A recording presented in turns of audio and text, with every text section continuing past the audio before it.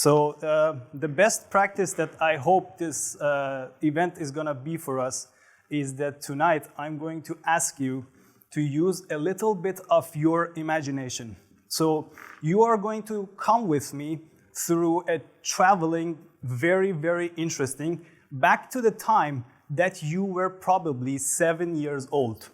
The idea that I want to share with you tonight, it's called Something in Between. And honestly, Something in Between is the story of my life, which I would really like to share with you. So maybe I could be able to inspire you in some way. You know, as a student, we have a lot of situations where we are stressed under the exams. And one of the solutions that I find is to watch TED Talks when I'm under pressure. And it gives me kind of a motivation to see all of these smart people around the world that have the same kind of problems as I do. Today, unfortunately, I'm not a great entrepreneur. I'm not a researcher. I'm not a great artist. The only achievement that I've done through my life is to be a simple student. And as a simple student, I remember that I'm now 26 since the last December, for the first time in my life. And I remember that about 19 years ago, I started to go to school with a very ugly orange bag that I don't want to talk about. The question that I had to ask myself from the first day was that, why am I going to school and why am I being under so many pressures? They ask me about my grades, they ask me about what am I learning, and the simplest question that the simplest answer that I was always given by my teachers and my professors was that you need knowledge. So we need knowledge. And this is very important for us because as humans, imagine if you're inside a dark room and you don't know where you're going. It's very scary for us not to know what's happening in the world. So when I think about knowledge and I go down the route that it has in our human history, I encountered the first place that academic education was introduced in an olive grove outside of the city of Athens. And there is the place, if you ever go to the Museum of Vatican City, you will see a picture by Raphael in 16th century that Plato and his followers would come around and discuss the major problems of the world, and they would write down and document these discoveries and the challenges that they thought about the world. So what I want you to imagine next is the concept of knowledge. And I want you to do a little bit of search tonight. And even if you search the word knowledge in the Google, you would come across a concept that is very much like a tree. So the concept of knowledge next to tree goes down really deep in our history, where you can see the Pharaoh of Egypt used to drink from the tree of knowledge to have the necessary wisdom to rule over people. And then, although there has been some imagination that there is a great queen or wren in the world that is spreading through her knowledge, when we think about knowledge and information, what we can imagine is that our fathers have been experimenting, researching about different problems of the world, and they have documented this for us to learn about our universe. And we are standing on their shoulders to look into far more horizons of the world and have a better understanding. So the next question that I had to ask myself was that what are the branches of these trees? So when you take a look at the history and the art that has been recorded for knowledge in the world, you would see that there has been 7 great major parts of science. It starts with astronomy. We wanted to know about the universe far from where we can remember. We wanted to calculate, and arithmetic is another one. We wanted to know about grammar, how to speak to each other. We wanted to have a knowledge about geometry to be able to build things. And we would want to know about rhetoric, logic, and very interesting, it is that music has always been a very, very important art in human history. Now, the next question that I had was that, is it possible for a human being to have all of these branches all in together. And when I looked at the history, you would see many examples of the people who have been mastering more than one or two of these major branches. They have been known, for example, like Avicenna, as importantly as in medicine, but this guy has been inventing things, and was also known very much in rhetoric and speech. You come across an important person in the history of the United States as Benjamin Franklin, and you would see that this guy has been a postmaster, an inventor, an engineer, a humorist at some point, and finally a diplomat. And then if we can answer this question, yes, that people have the ability to master in more than one branches of science, the next question is, why don't we do so? The simplest answer that we can all, agree on is that if we want to even get a diploma in one of these branches, like engineering, it would take about 20 years of your life. And I don't know about any of you, but after the 20th year, it's really enough, And you just want to move past and get some experience in the world. But the real question that I had to ask myself again was that, is really time the biggest question, the biggest problem? I remembered a lot of times in my school where I asked my teacher, why are we learning this specific subject? And the common answer that I got from these teachers was that you are going to need this in the future. And although for some big part of it, it was true, but I can remember a big part of this knowledge and information that was never necessary in my life. So the other question that I had was that, are we getting everything that we know from our academic education system? When I encountered this real question, I came across a series of articles and weblog posts that are suggesting that the graduates of our academic education system are not sufficient as even to begin inside a professional job. Why? Think of your education system and tell yourself, when you had the opportunity to go to a class and learn about teamwork, about communication skills, about flexibility, about empathy for another human being. We never have that opportunity in our education system, and it's really strange and curious for me. We have developed all of these informational skills, but we leave the idea that after I become an engineer, after I become a doctor, after I become a lawyer, I need to work inside the organization and I need to have interaction with people.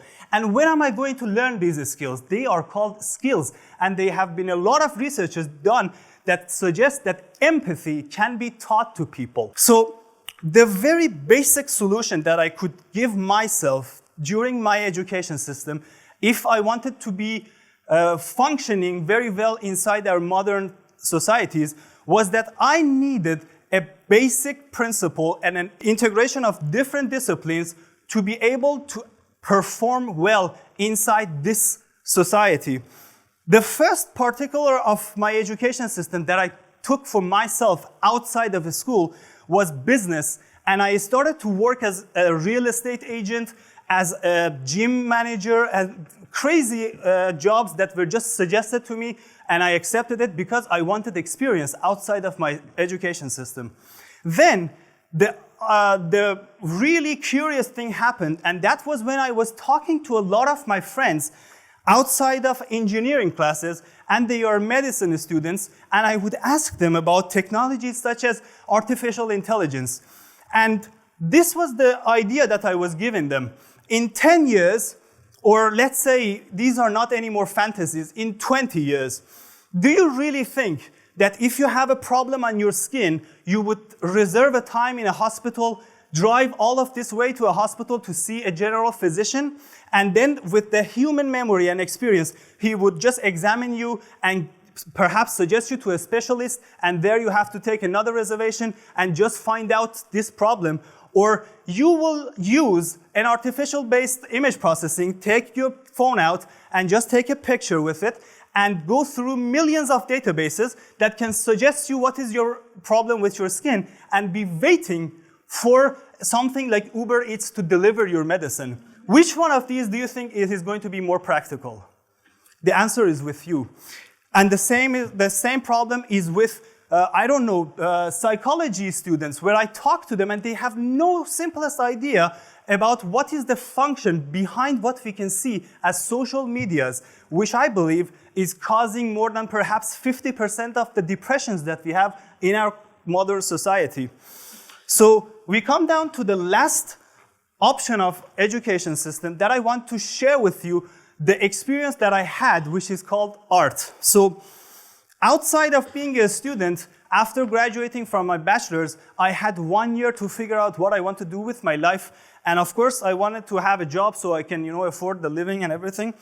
And so I decided to take an option and become a teacher with primary school. And after some time, I remembered my life and those teachers who actually made an impact in my life. And I realized what they did differently. And I realized that the only thing that made me remember these teachers after so many years was that they kind of, with some magic, transferred their own life experience to me as a kid. And we decided to give this experiment a chance. And me and my colleague decided that when we are going to talk about very important aspects of life, such as responsibility, abiding the laws, not only tell these children that it's important for you to listen to cops and listen to the laws and follow the rules, we actually wanted to show them what would happen if you don't follow the rules. And we started to wear costumes such as a policeman and a thief and act. And this is a real story that after about 1 year now, just last night, I got a message from an 11-year-old boy who told me that the experience that we had in your class was the best teaching that we had. And this is the best thing, if I die tonight, I'm going to take with me. Then, if you could think that this experiment is only feasible and actually applicable for children, I do invite you to watch the next video with me. Was very different from me. Okay, what do you want exactly?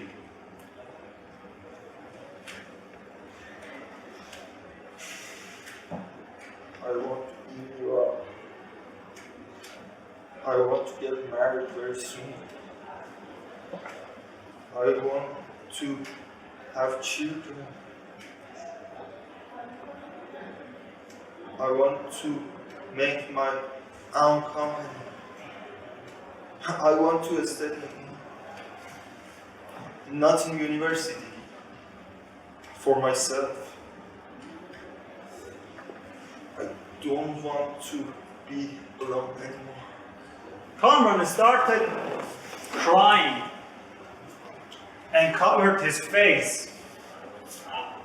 The driver pulled the car over and dragged the glass and offered the driver.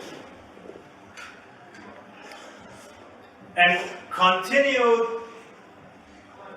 telling him something with a laugh.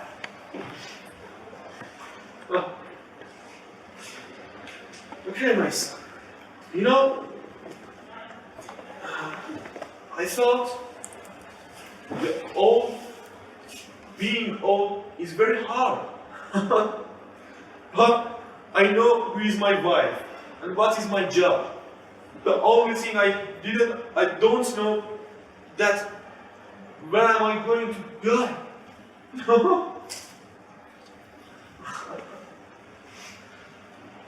So, you know what is your problem? You know what you want. You don't want to be alone anymore.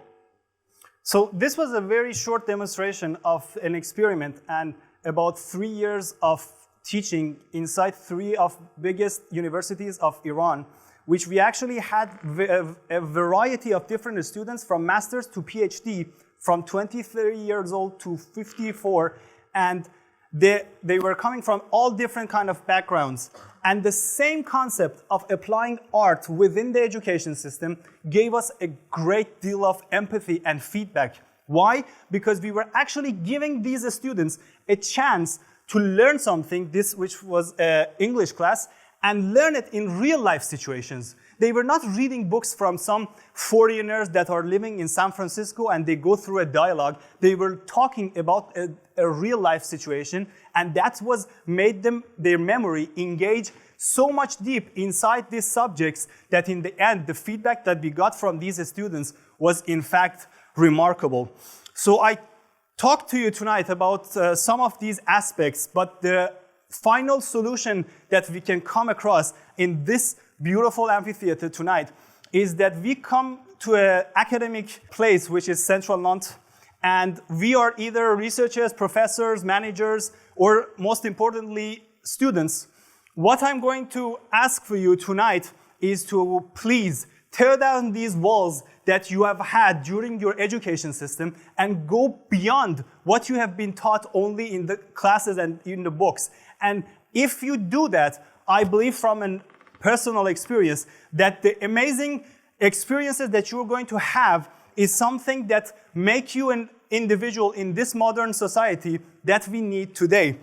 Because I'm going to quote Nelson Mandela today, that education is the biggest and most powerful weapon that is in hand of those who have power over it to make a change. And the society that we are living in today actually craves change and needs change. So if you ever think this change is necessary, please tear down these walls.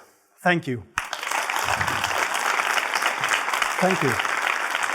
Thank you.